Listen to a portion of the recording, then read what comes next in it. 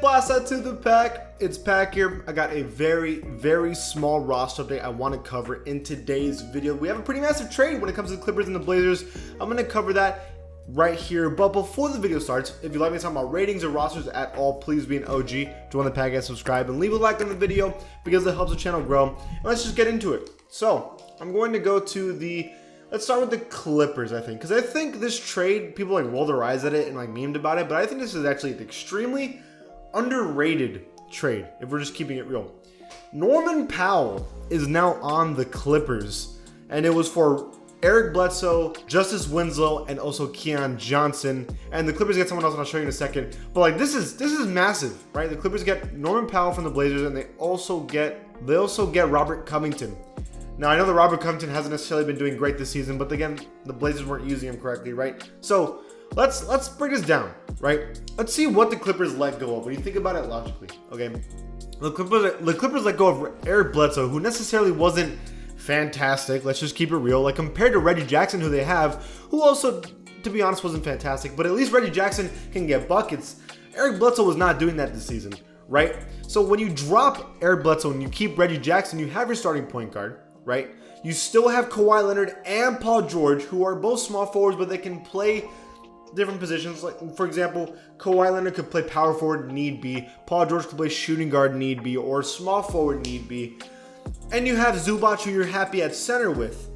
That's a pretty solid core, and you're just missing that one player that needs to be either the small forward or the shooting guard. And guess what? Now you have Norman Powell to fill that gap.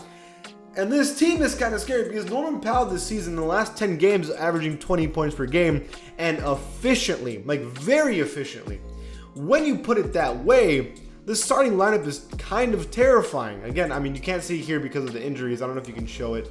Yeah, you can't. I mean, I'll put the injuries for a moment, whatever, swap minutes and players, whatever. Just to show you for a second what we're looking at.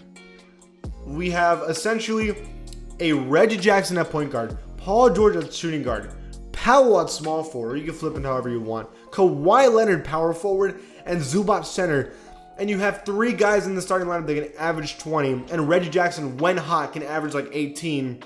This is terrifying. And Zubac, who can play defense, rebound, and even score in the post actually pretty well. You have a bench of Marcus Morris, Ibaka, Terrence Mann, Hartenstein, Luke Kennard, and you even have Covington that can get minutes. And this team goes from a kind of confused team that didn't know where they were because of injuries to all of a sudden they're a contender again. Now, obviously they need to be healthy in order to do that, but let's not act as if when everyone's healthy, this team should be able to win a championship. And that was because of Norman Powell. Now, they had a chance before because they had Kawhi and Paul George, but now that you have a clear number 3 option, that is a formula for success in today's NBA to win chips.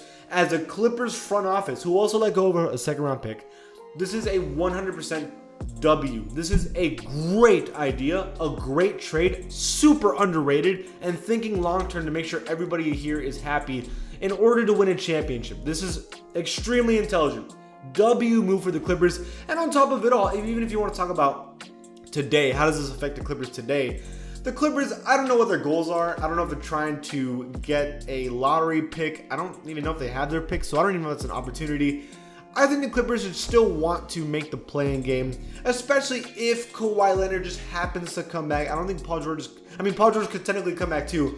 So let's say they make the play-in game, and then Kawhi comes back and Paul George comes back, and they kind of get in a rhythm. They could make a run. It would be really hard, but they could make a run by play-in game time. That's a mindset you need to have if everyone comes back. Now, assuming no one comes back, you can still make the play-in game with Norman Powell, who could drop 25 a game as a leading scorer on a team. He could absolutely do that with his team. So, a lot of positives. No matter what, this is a W situation for the Clippers. 100% success for them. But let's talk about the other team. The other team that is about to nuclear explode, blow up, and that is the Timberwolves. So the Timberwolves let go of Norman Powell. They let go of the contract. And interesting situation, right? You have Damian Lillard, who's injured, and a lot of players who are injured. CJ McCollum just came back, and Nurkic is playing well. Simons is playing out of his mind. And now they add Justice Winslow to the team, Eric Bledsoe to the team. I can even change it to the jersey view so you can see a better example, right? So Eric Bledsoe's not on the team, which is an interesting situation, but we'll talk about that in a second. Justice Winslow, sure, and Keon Johnson. I think this is one of the better pickups, right? But let's talk about why this is interesting, right? When you look at this Blazers roster, Damian Lillard is injured at point guard, and Simons has been the point guard for the team now, who has been balling, right? So now you have a brand new starting point guard who I like to believe is going to be the future point guard for the Blazers for the years to come. Because from a distance, what I am seeing, this is my philosophy, they're about to trade Damian Lillard and CJ. That is the play. And as the Blazers, you should, because Damian Lillard, even when healthy, this team was not winning. From a distance, this team is not going to win a championship, not for the next couple years. You need to let him go. Get someone that can make this roster still work, because you have, this is the thing, if the Blazers play it smart, they can still be successful in 2 years. If you let go of CJ and Damian Lillard for really good pieces, you can still be a playoff team in the West, because Nurkic is still fantastic. Simons is looking like a star. I mean, you have Ben McLemore, who's an okay backup piece. Larry Nance, when healthy, is okay. Everyone else is kind of irrelevant to me. As long as you have two good players in Simons and Nurkic, and then you get great pieces for Dame and McCollum, you're okay. Eric Bledsoe is a great backup point guard. There's no doubt about that. I don't think they're going to keep him. I mean, it's a one-year contract. I think they're just letting that go. But everyone else, Justice Winslow, why not, right? You could end up being decent for the team.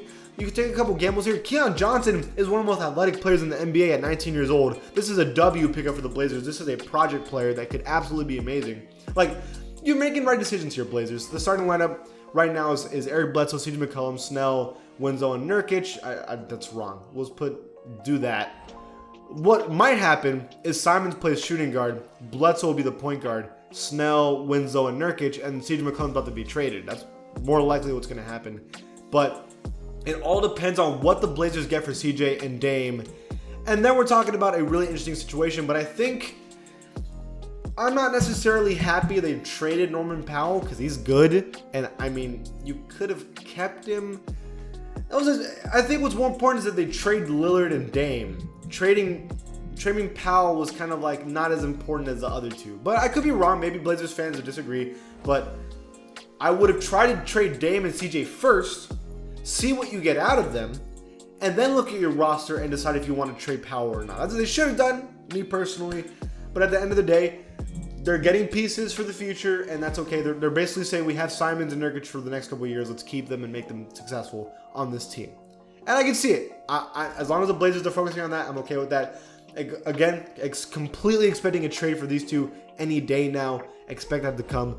I'm excited for this trading season because, oh my God, there's so many players that need to be moved, like Ben Simmons, for example. So I can't wait to see that. What do you guys think about all this? Leave it in the comments below. If you like the channel, please give it a sub, and I'll see you guys next time.